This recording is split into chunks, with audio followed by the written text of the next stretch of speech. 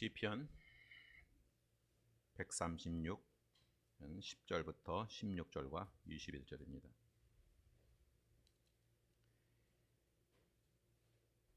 애굽의 장자를 치신 이에게 감사하라. 그 인자하심이 영원하미로다. 이스라엘을 그들 중에서 인도하여 내신 이에게 감사하라. 그 인자하심이 영원하미로다. 강한 손과 펴신 팔로 인도하여 내신 이에게 감사하라.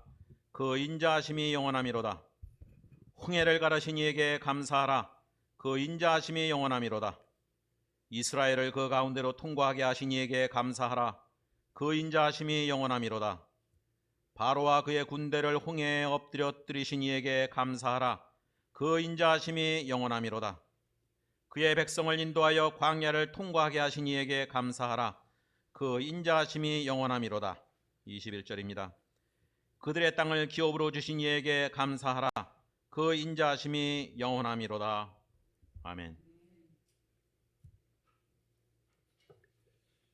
네, 오늘 본문이 속한 시편 136편은 위대한 찬양이라는 이름을 가지고 있습니다. Great Hallel이라는 뜻인데요. 우리가 할렐루야 할 때 그 할렐입니다. 할렐루야 할 때 그 야가 야훼 주님이란 말이죠. 그래서 할렐루야 하면 하나님을 주님을 찬양하라. Praise the Lord라면 Great Hallel 하면은 위대한 찬양, Great Praise라는 뜻입니다. 이 시편 136편을 왜 위대한 찬양이라고 이름 붙였을까 이렇게 생각을 해봤더니 오늘 시편 136편은 전체가 26개의 절로 되어 있습니다. 근데 그 모든 절에 있어서 한 절 한 절마다 감사라는 단어가 나와요. 그러니까 시편 136편은 26절 전체에 걸쳐서 감사라는 단어가 26번 나온다는 거죠. 감사가 이렇게 많이 그리고 이렇게 촘촘하게 나오는 성경은 다른 곳에 없습니다. 그래서 아마 그 위대한 찬양이라고 불리우지 않을까 생각을 하죠. 감사라는 말이 26번 나오는 이 시편 136편은 한마디로 말하면 감사하라 하는 그 찬양인데 그 구조를 보면요. 우리 오늘 본문 앞에 있는 1절에서 9절까지는 창조의 하나님에 대한 감사예요. 창조의 하나님에 대한 감사입니다. 그리고 오늘 본문이 속한 10절부터 22절까지는 구원의 하나님에 대한 찬양이에요. 그러니까 하나님이 찬양받으시는 두 축은 창조와 구원이에요. 그래서 오늘 이 시편 136편은 앞부분은 창조의 하나님께 감사하고 뒷부분은 구원의 하나님에 대한 감사죠. 그래서 마지막 23절에서 26절까지는 이제 종합적인 감사의 말씀 이렇게 구성되어 구조가 그렇게 되어 있습니다. 그래서 오늘 설교 본문은 오늘 10절 이하의 본문은요. 창조와 구원 중 구원의 하나님에 대한 감사입니다. 10절에서 15절까지는요. 애굽에서 구원하신 하나님을 감사하고 오늘 본문 16절은 광야에서의 구원에 대한 감사이며 오늘 조금 떨어져 있는 21절은 가나안 땅을 주신 것에 대한 감사예요. 그래서 시편 136편은 그 1절과 마지막 26절 보면요. 특별한 이유 없이 그냥 감사하라 이렇게 되어 있어요. 1절 여호와께 감사하라.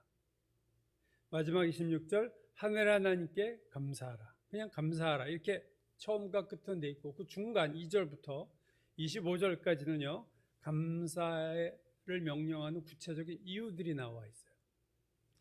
예를 들면 오늘 본문 10절, 11절 보면요. 애굽의 장자를 치신 이에게 감사하라. 이유가 있죠. 감사의 11절 이스라엘을 그들 중에서 인도하여 내신 이에게 감사하라. 그래서 감사의 구체적인 이유들이 이제 나와요. 12절 이하 오늘 보면 똑같죠. 강한 손과 펴신 팔로 인도하여 내신 이에게 감사하라. 13절 홍해를 가르신 이에게 감사하라. 14절 이스라엘을 그 가운데로 통과하게 하신 이에게 감사하라. 15절 바로와 그의 군대를 홍해에 엎드려뜨리신 이에게 감사하라. 그리고 16절 그의 백성을 인도하여 광야를 통과하신 이에게 감사하라. 그리고 오늘 본문 21절 마지막 부분 그들의 땅을 기업으로 주신 이에게 감사하라. 그래서 오늘 본문을 보면요. 감사하라면서 그 구체적인 이유들이 있는데 오늘 본문에서 감사하라고 하는 내용은요, 세 가지예요. 출애굽에 대한 감사. 애굽으로부터 우리를 인도해내신 하나님께 감사. 두 번째는 광야를 잘 통과하신 하나님께 감사하라. 세 번째는 가나안 땅을 기업으로 주신 하나님께 감사하라. 그러니까 출애굽, 광야, 가나안 이 세 가지의 감사가 그 세 가지에 걸쳐서 나오는 거죠. 그래서 오늘 이 구원의 하나님에 대한 감사는 이스라엘 백성만의 감사가 아니라 오늘 구원받은 모든 그리스도인의 감사죠. 우리도 출애굽의 구원을 받았고 우리도 가나안 천국의 소망을 가지고 있어요. 다만 이스라엘 백성과 오늘 그리스도인들의 차이는 이스라엘 백성은 오늘 시제가 다 과거예요. 즉 그들은 가나안에 들어갔습니다. 이미 그걸 후대에 찬양하는 거니까. 그러나 오늘 그리스도인들은 아직 가나안에는 못 들어갔죠. 즉 오늘 우리 그리스도인들의 삶의 자리는 광야예요. 출애굽은 과거의 사건이고 오늘 우리에게 구원은 천국은 미래의 소망이라면 오늘 현재는 광야에서의 삶입니다. 근데 우리가 광야에서 산다 그러면 어떤 사람들은 그렇게 말할지 몰라요. 저는 이 세상에서 편하게 잘 살고 있습니다. 저는 뭐 별로 광야 못 느끼겠는데요. 이렇게 얘기할 수 있어요. 편하게 광야 같은 느낌이 없이 사는 사람도 있죠. 그럼 그 사람은 가나안에 사는 거냐? 그렇지 않습니다. 출애굽기 15장을 보면 애굽을 떠나 홍해를 건넌 이스라엘이 바로 도착한 곳이 엘림이라는 오아시스예요. 마라의 쓴물 사건 다음에 이제 나오는 거죠. 그 엘림에는 샘물이 12개가 있었고 종려나무가 70그루가 있었다. 그러니까 오아시스입니다. 여러분 그렇다면 오아시스 엘림은 물이 풍부하고 그렇게 나무가 많으니 이거 광야가 아닙니까? 거기도 광야죠. 오아시스도 광야에 속한 거예요. 그러니까 우리가 좀 이 세상에서 좀 편하게 산다고 광야가 아닌 게 아니라는 거죠. 광야에서 좀 좋은 광야, 광야도 질이 여러 가지니까, 상태가 여러 가지니까 좀 내가 편한 광야에서 사는 거예요. 그 험한 정도가 다를 뿐 우리 모두는 광야를 가고 있는 겁니다. 그리 험하지 않은 광야를 사는 분도 있고 그야말로 찐 광야, 아주 그냥 험한 광야를 사는 분도 있어요. 어떠한 상태든 광야는 광야입니다. 자, 그러면 오늘 우리에게 있어의 문제는 뭐냐면 그럼 이 광야에 있는 우리가 광야에서 뭐 감사할 게 있을까? 이 광야에서의 감사는 참 쉬운 것은 아닙니다. 며칠 전 저희가 잘 아는 아주 좋은 목사님의 50대 초반의 목사님, 그 사모님이 이제 암이 걸렸는데 전이가 많이 됐다는 얘기를 들었어요. 남편 목사 참 좋은 목사고 보기 드문 좋은 목사님이고 그런데 사모님은 병과에 사투를 하고 있고 이 목사님은 목회하느라 그 돌아다니고 치료하는 거 내가 가슴이 아파요. 그 목사님 볼 때마다. 또 며칠 전 교회에서 이제 제가 기도할 때 여러 분들 놓고 전지로 카톡에 있는 명단을 놓고 많이 기도합니다. 카톡에 있는 이름들을 놓고 쭉 기도를 많이 하는데 그 중에 한 청년 기도를 하다가 생각이 나서 전화를 했어요. 그래서 이런저런 얘기를 하고 어떻게 사는지 물어봤는데 그 친구가 그런 얘기 별로 안 하는 친구인데요. 이렇게 얘기해요. 자기 사정 얘기한 다음에 목사님 저 많이 힘들어요. 연로한 부모님이 다 암에 걸려서 고생하고 있고 본인도 어떤 정신적인 어려움을 겪고 있는 청년입니다. 전화를 끊은 다음에 그 말이 잊혀지지가 않는 거예요. 목사님 저 많이 힘들어요. 그래서 지금 감사주일에 이제 감사 설교를 해야 되는 제가 주중에 감사 설교를 하기 며칠 전에 힘든 목사님네 얘기 소식 듣고 또 그 힘들어하는 청년의 얘기를 들으니까 참 가슴이 무겁더라고요. 제가 주일날 감사 설교를 해야 되는데 들려오는 소식들은 전부 다 이렇게 힘든 얘기. 이 상황에서 어떤 감사 설교를 해야 될까? 이게 참 고민이에요. 우리가 추수감사 예배를 드리면 자칫 잘못하면요, 낭만적인 감사를 할 수 있어요. 크리스마스처럼. 아니면 반대로 무감각한 감사주일 예배를 드릴 수도 있습니다. 그냥 감사절 기념절기, 기념식 드리듯이 그냥 감사절 되니까 감사 예배 드리지만 마음에 별로 감사함도 없고 막 감정적인 감사 예배 드리는 것도, 또 무감각한 감사의 마음을 가지고 예배를 드리는 것도 사실은 진정한 감사 예배라고 할 수 없겠죠. 진정한 감사 예배는 광야의 어려움 속에서 감사하는 것이 사실은 진정한 감사입니다. 오늘 본문 시편 136편 전체를 다 보시면요, 하나님께 감사하라, 이게 26번 절마다 나오고 있는데, 그 감사라고 하는 이유를 제가 좀 아까 구체적인 이유들이 있다는 얘기를 쭉 했죠. 근데 더 자세히 보면 시편 136편이 말하는 감사하라의 근본적인 이유는 구체적인 축복의 사건이 아니라는 거예요. 1절 볼까요? 여호와께 감사하라, 그는 선하시며 그 인자하심이 영원함이로다. 감사하라면서 구체적인 사건이 없어요. 감사해야 될 사건 얘기를 안 하고 있습니다. 마지막 26절, 그러니까 첫 절과 마지막 절이 똑같아요. 하늘 하나님께 감사하라, 그 인자하심이 영원함이로다. 특별한 이유 없어요. 나에게 일어날 일이 별로 없어요. 근데 하나님께 감사하라. 왜 감사해야 되느냐? 이유는 있습니다. 그게 뭐예요? 하나님이 선하시고 인자하심이 영원하기 때문이다. 이게 참 와닿지 않는 말일 수 있는데, 그러니까 오늘 본문에서 감사하라고 하는 그 명령, 그 이유는 어떤 사건의 결과로 감사하라 이렇게 말하는 것이 아니라 하나님의 성품을 근거로 감사하라는 거예요. 그는 선하시며 그 인자하심이 영원합니다. 선하심과 인자하심은 하나님의 성품이에요. 하나님의 두 가지 성품은 선하심과 인자하심입니다.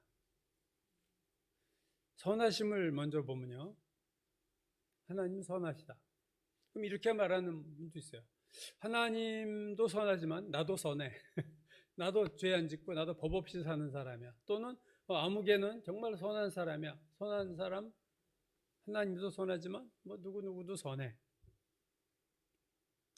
누가복음 18장에 보면 부자 청년이 예수께서 찾아와서 영생에 대한 질문을 할 때 이렇게 질문하죠. 선한 선생님이여, 내가 무엇을 하여야 영생을 얻으리까? 그래서 선한 선생님 이렇게 불렀어요. 그럼 예수님이 질문의 초점이 무엇을 해야 영생을 얻으리까? 그러니까 그걸 얘기해야 되는데 그 대답하시기 전에 딱 짚고 넘어간 게 있어요. 하나님 외에는, 네가 왜 나를 선하다고 하느냐? 하나님 한 분 외에는 선한 이가 없느니라.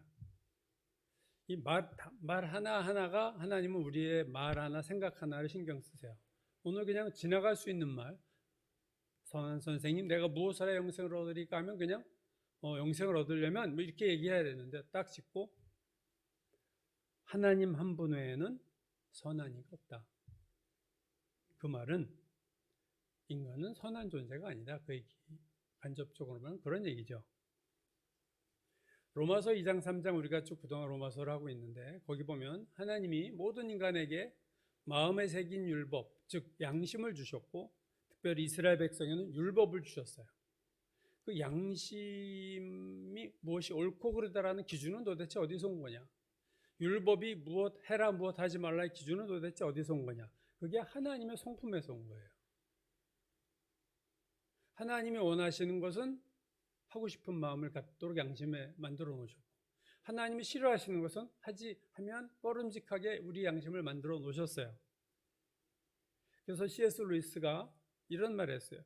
우리 안에 도덕률이라는 것이 있는 것을 볼 때 우리는 우주의 배후에 있는 존재가, 하나님이죠, 우주의 배후에 있는 존재가 옳은 행동에 큰 관심을 가지고 있다고 결론을 내릴 수 있다.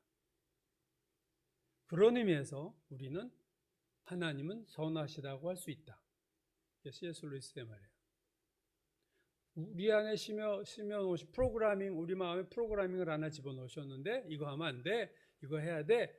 잘못하면 가책을 느끼고 하나님 원하시라면 기쁨이 오고, 그런 것을, 그 마음이 하나님의 마음으로부터 온 거예요.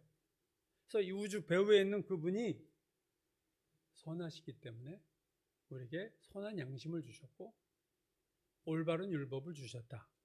그렇게 얘기하는 거죠.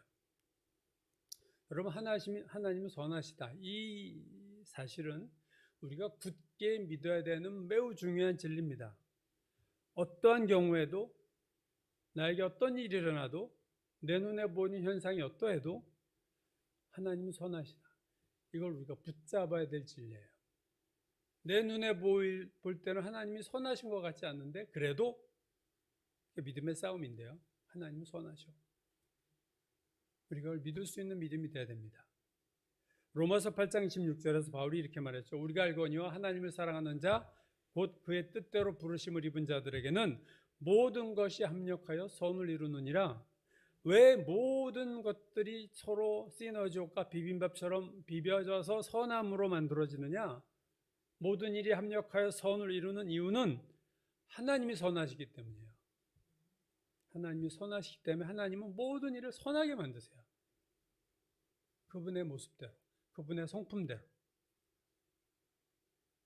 그래서 하나님은 선하시다 라는 믿음이 분명한 사람은요, 하나님께 감사할 수 있어요. 하나님의 선하심을 믿지 않으면요, 우리는 이렇게 되는 거예요. 나에게 일어나는 일이 좋을 땐 하나님이 선해 보여. 그래서 하나님께 감사하다가 나에게 일어나는 일이 안 좋은 일이 일어나면요, 하나님 별로 안 좋은 분 같아. 그럴 때 원망하게 돼요. 여러분, 광야 이스라엘 백성이 원망만 한 게 아닙니다. 홍해를 건너자마자 했던 위대한 미리암과 그 여자들이 춤을 추며 소고를 치면서 아주 웅장한 합창을 했어요. 하나님을 찬양하는. 그들도 광야에서 좋은 일이 있을 때는 감사했어요. 근데 조금만 힘들고 물이 없다거나 광야 길이 피곤하다거나 하면은 곧바로 원망을 하는 거죠. 좋은 일이 있을 때는 감사하고 힘든 일이 있을 때 원망한다는 것은 하나님의 선하심을 믿지 않는 거예요.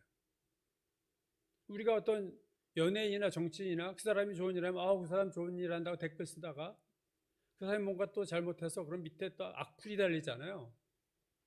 그 사람은 안 믿는 거죠. 그냥 좋게 보이면 칭찬하고 나쁜 게 보이면 또 비난하는 거예요. 광야 이스라엘 백성이 그렇게 산 거예요. 오늘 우리도 하나님의 선하심을 믿지 않으면 우리는 나에게 좋은 일이 일어났을 때 하나님께 감사하고 나에게 힘든 일이 있으면 불평과 원망할 수밖에 없어요. 그런 삶을 살 수밖에 없어요. 선하심을 믿지 않으면. 하나님은 선하시다. 그러므로 감사하라. 또 하나, 선하실 뿐 아니라 인자하시다.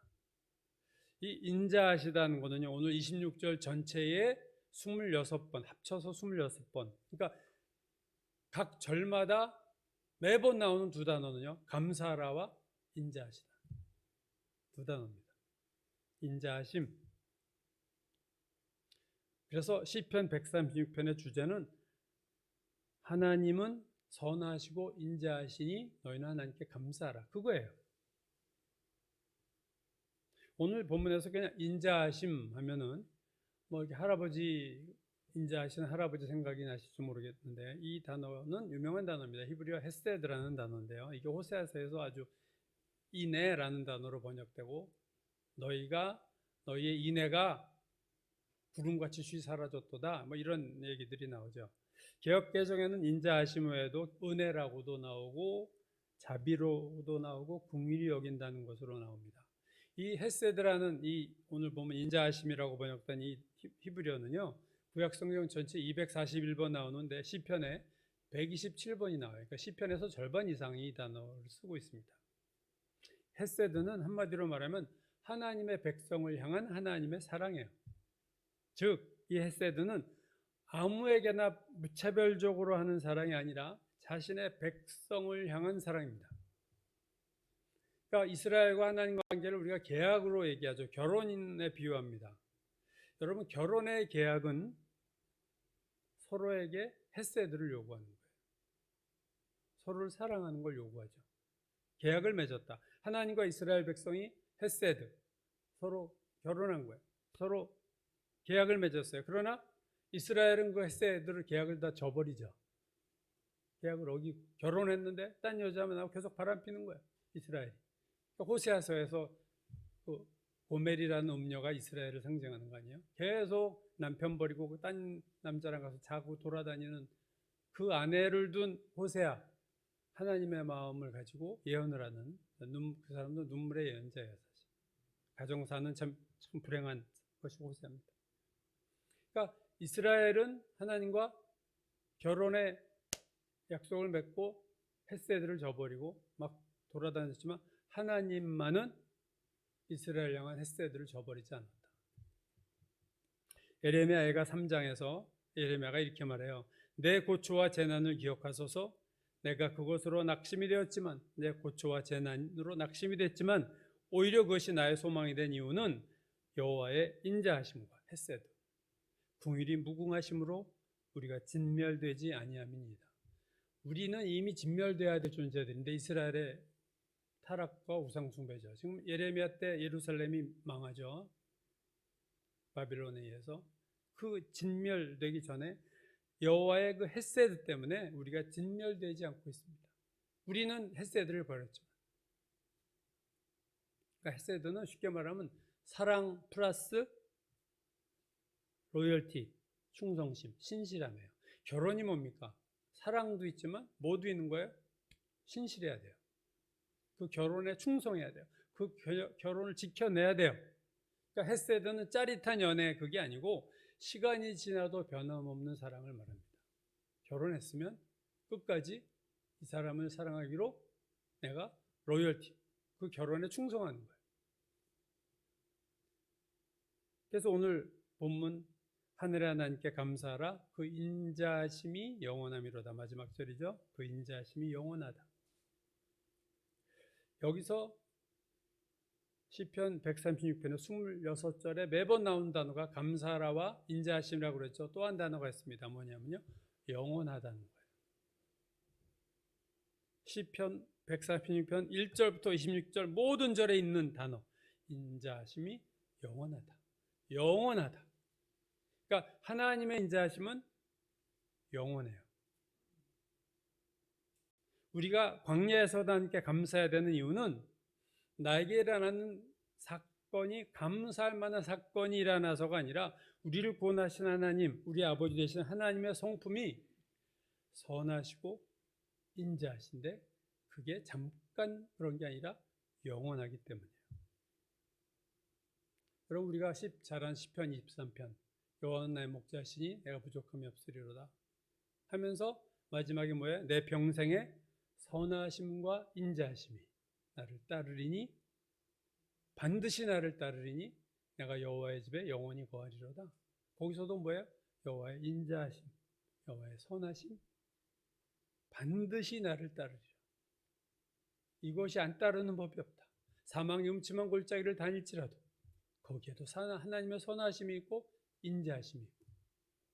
그래서 우리를 결국 시편 23편 어디로 인도하세요?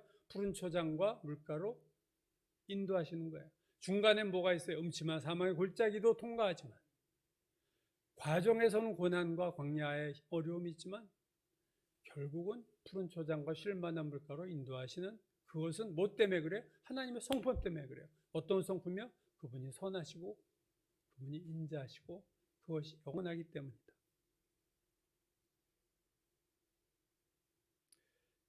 오늘 이 선하시고 인자하시다. 그래서 우리에게 일어나는 사건, 그럼 니들은 알아서 해, 내버려 두시냐? 나는 인자하고 선하지만 니들이 일어난 사건은 말아서 해. 그렇지는 또 않죠. 우리가 시편 107편을 보시면 4절 이하에 또 광야에 대한 얘기가 다시 나오는데요. 이렇게 나옵니다.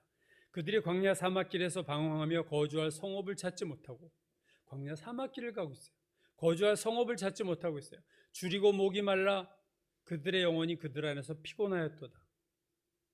물을 먹지 못하니까 아주 까부러지는 거예요. 이에 그들이 근심 중에 여호와께 부르짖으매 그들의 고통에서 건지시고 또 바른 길로 인도하사 거주할 성읍에 이르게 하셨도다.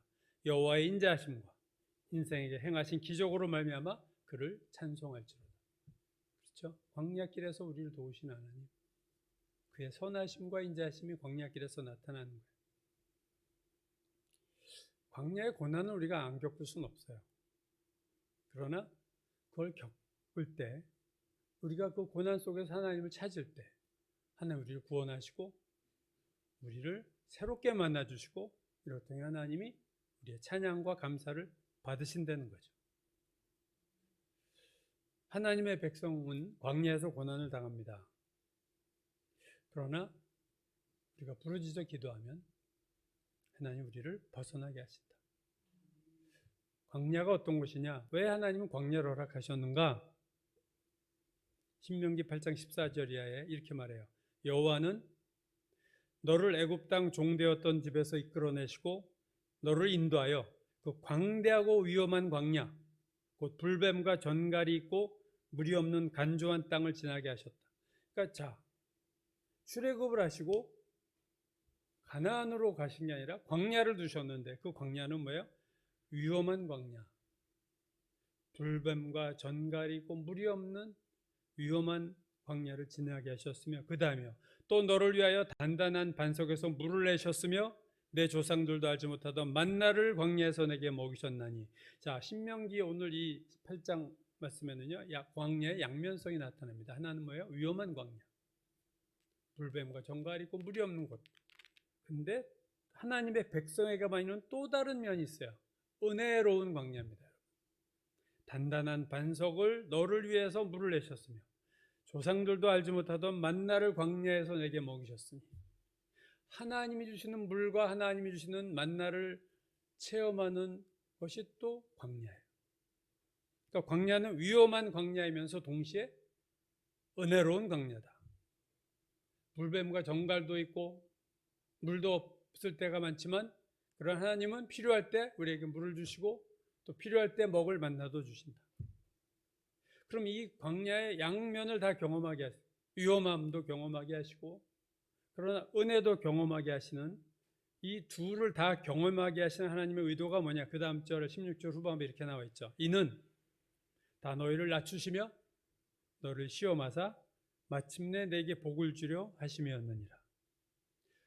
결론은요 항상 복이에요. 왜요? 하나님이 선하시고 하나님이 인자하시기 때문에. 그러나 우리가 그릇이 안 돼 있어요. 그래서 하나님 무슨 광야를 통해서 하시는 작업이 뭐예요? 이는 너를 낮추시며 복을 받을 만한 그릇으로 만드시는 작업을 광야에서 하나님이 하시겠다는 거예요. 우리가 광야에서 고난과 고통을 경험하지만 하나님은 그를 통해 우리를 낮추시고 우리를 변화시키심으로 결국은 축복으로 만드신다. 선하시니까. 그분은 인자하심이 영원하시니까. 광야를 지나며라는 복음성가가 있어요. 그 복음성가 가사 중에 가사를 보면 그 복음성가는 광야를 이렇게 정의하고 있습니다. 주님만 내 도움이 되시며 주님만 내 빛이 되시는 주님만 내 친구가 되시는 광야. 그 광야는 어떤 광야라고요? 주님만 내 도움이 되시며 주님만 내 친구 되시는 광야. 주님 손 놓고는 단 하루도 살 수 없는 곳 광야. 광야에 서 있네. 또 광야를 이렇게 말해요. 주께서 나를 사용하시려 나를 더 정결케 하시려고 나를 택하여 보낸 그곳 광야. 성령이 내 영을 다시 태어나게 하는 곳 광야. 나를 더 정결하게 하고 내 영을 새롭게 태어나게 하는 곳 광야. 나는 그 광야에 서 있다. 복음성가 가사가 끝이 이렇게 납니다. 내 자아가 산산이 깨지고 내가 높아지려고 했던 내 꿈도 주님 앞에 내어놓고 오직 주님 뜻만 이루어지기를 나를 통해 주님만 드러나기를 이렇게 변화되는 거예요. 어디에서요? 광야에서. 광야에서 여러분 낮아집니다. 광야에서 자아가 산산이 깨집니다. 내가 영광 받고 나를 높이려고 했던 내 인생이 깨어지고 내 인생의 목표가 달라지고 하나님이 영광 받기를 원하는 자로 내가 변화되는 거예요. 그래서 광야는 고통스럽기도 하지만 은혜의 광야입니다. 그래서 하나님은 반드시 광야에서 찬양을 받으시기로 하네요. 감사를 받으십니다. 2017년 2월자 그 어떤 외국의 영양에 대한 과 건강에 대한 잡지를 보면요, 심리학자이면서 과학자인 그 매트 킬링스워스라는 사람이 논문에서 이런 단어 썼어요. 조이노믹스. 우리가 이코노믹스란 말을 많이 써요. 경제학 할 때 이코노믹스인데, 조이노믹스는 우리말로 하면 기쁨학, 조이노믹스. 그래서 이분이 한국의 추석과 중국의 중추절과 이스라엘의 초막절을 이렇게 예를 들면서 감사를 표현하는, 우리도 추석에 조상들에게 감사하잖아요. 감사. 뭐 중국도 그렇고 이스라엘의 초막절이야 말할 것도 없고. 그러니까 감사를 표현하고자 하는 욕구가 인간에게 있다 하는 거예요. 캘리포니아의 심리학 교수인 에몬스라는 사람이 논문을, 감사에 대한 논문을 썼는데 이거예요. 감사가, 이 사람이 이제 일반 사람이니까 객관적으로 개인의 삶에 유익을 주는 5가지 이유가 있다 해가지고 논문 제목이 5가지 이유들 뭐 이렇게 해서 나온 거예요.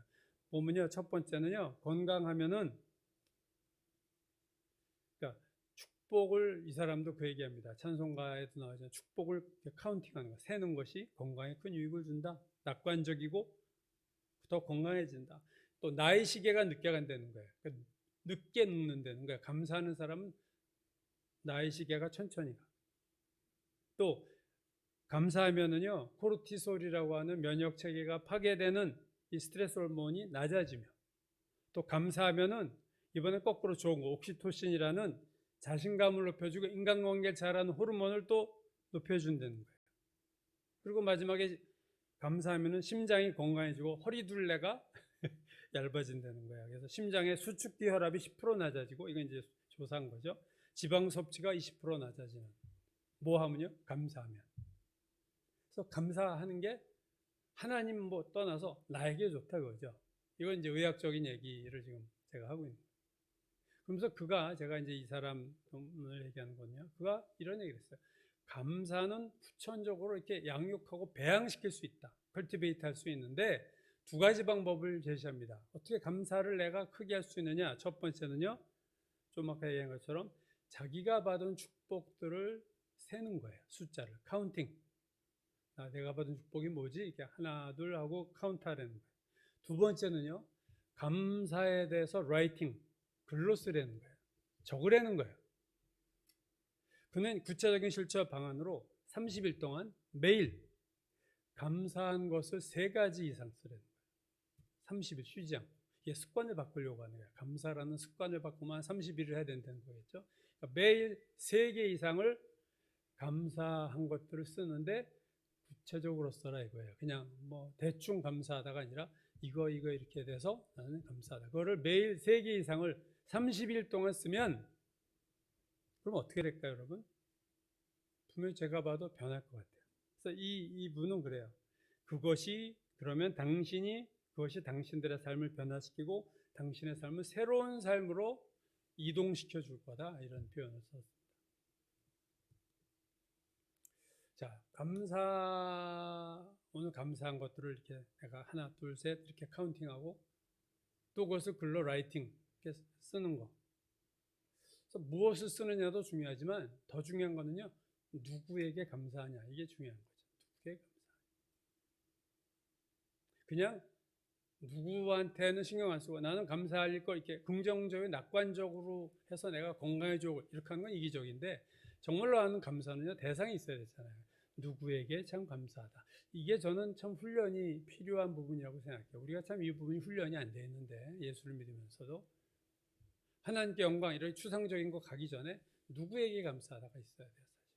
사실 그러니까 구체적으로 누구에게 이러한 이유로 감사하다.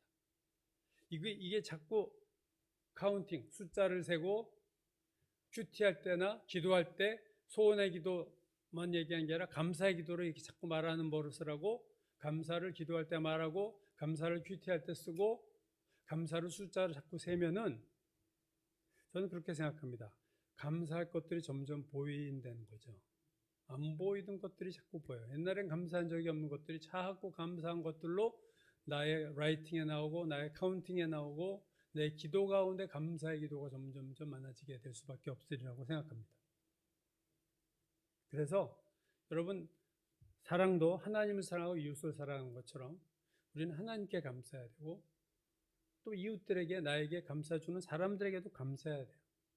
요한일서에서 사도 요한이 보이는 바 형제를 사랑하지 않은 자가 보이지 않는 하나님을 사랑할 수 없다 말한 것처럼 보이는 사람에게 감사하지 않으면서 보이지 않는 하나님께 감사할 수 있는 것은 넌센스라고 저는 생각합니다. 저는 우선 보이는 사람들에게 감사를 표현할 수 있는 것이 우리의 삶의 라이프 스타일이 저는 돼야 된다고 생각해요. 여러분, 오늘 무엇을 감사하고 누구에게 감사하십니까? 감사할 게 없어. 추수감사절이 됐지만 난 별로 감사의 마음이 없어 할 때는요, 찾아보셔야 돼요. 보물찾기 하듯이 자꾸 찾아보셔야 돼요.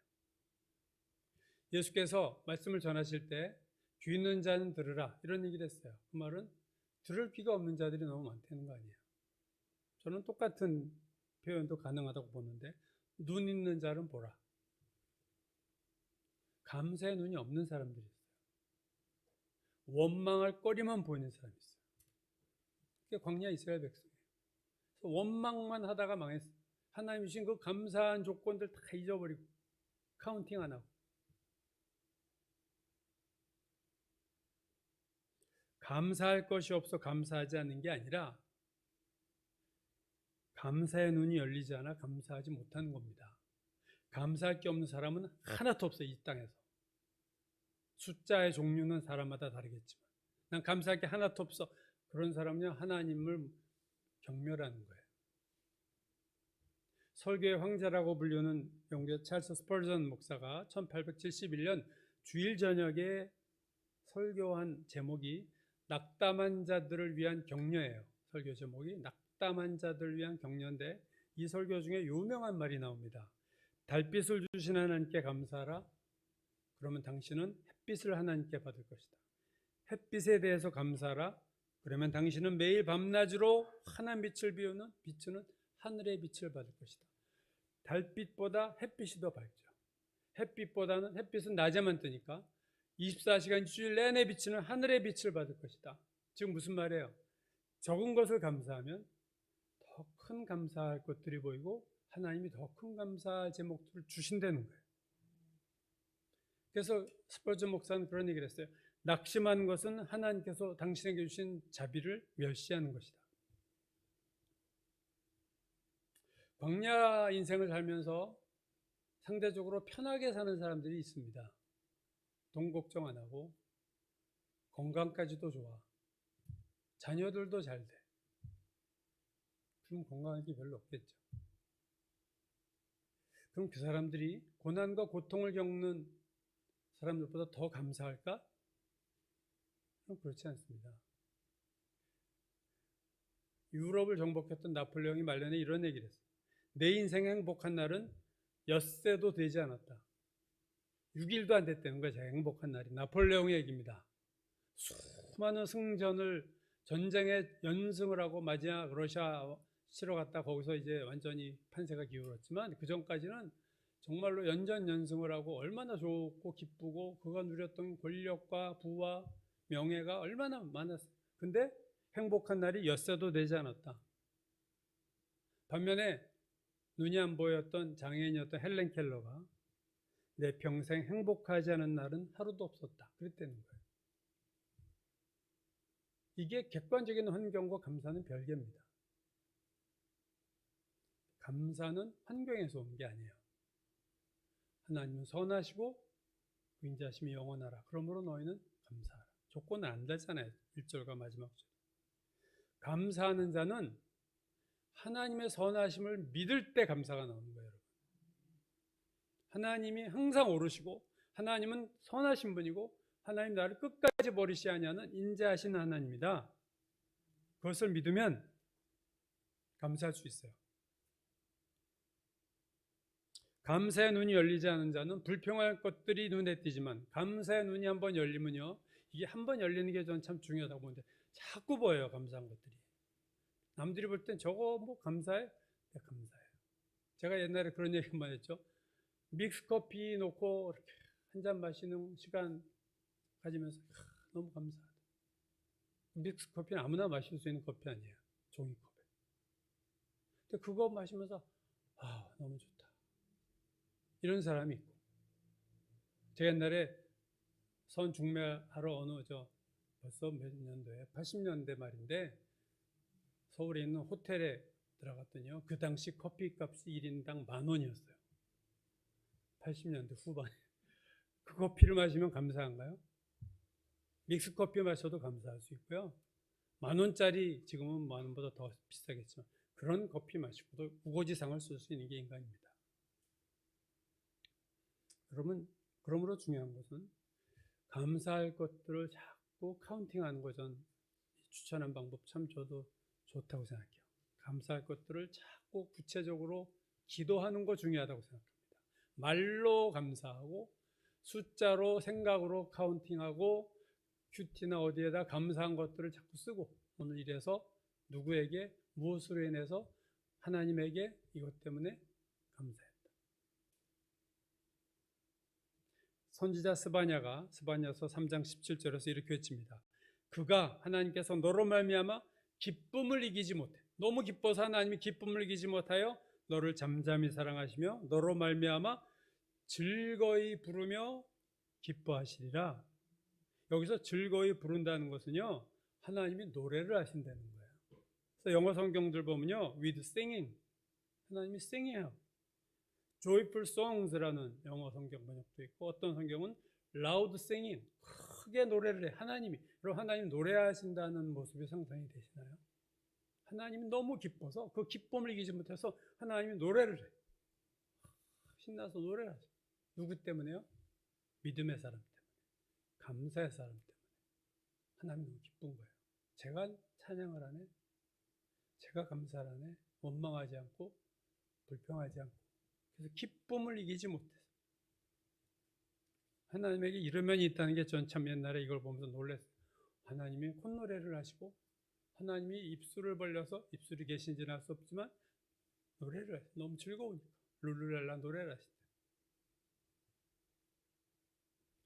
홍해를 건너고 홍해가 갈라지고 건넌 다음에 홍해가 닫혀서 이스라엘 애굽의 군대가 수장되는 것을 볼 때는 누구나 찬양을 해요. 가나안의 축복, 적과 꿀이는 가나안 땅에 들어가면 누구나 찬양을 해요. 그러나 광야에서는 자연스럽게 찬양이 나오지 않습니다. 누구나 찬양이 나오지 감사하지 못해요. 광야의 찬양과 광야의 감사가 귀한 것은 홍해를 건넜을 때 찬양과 가나안에 들어갔을 때 찬양보다 더 100배나 귀한 거기 때문에요. 왜냐하면 광야에서의 찬양은 환경 때문에 부르는 찬양이 아니고 그것은 하나님의 성품, 하나님의 선하심을 믿고 하나님의 인자하심을 믿기 때문에 부르는 감사와 찬양이기 때문에 그래요. 오늘 하나님은 우리가 광야 인생에서 하나님께 감사하는 것을 기다리고 계신다고 저는 생각합니다. 우리가 광야에서 부르는 찬양을 하나님 듣기로 원하신다고 생각합니다.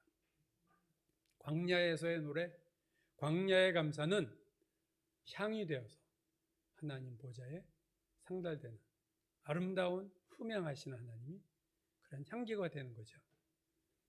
오늘 우리가 광야 인생을 살면서 이 찬양을 부를 수 있고 광야에서 감사가 터지는 광야에서 반석에서만 불이 터지는 게 아니라 광야에서 감사가 터지는 축복을 우리 모두가 누리시기를 주의 이름으로 축원합니다.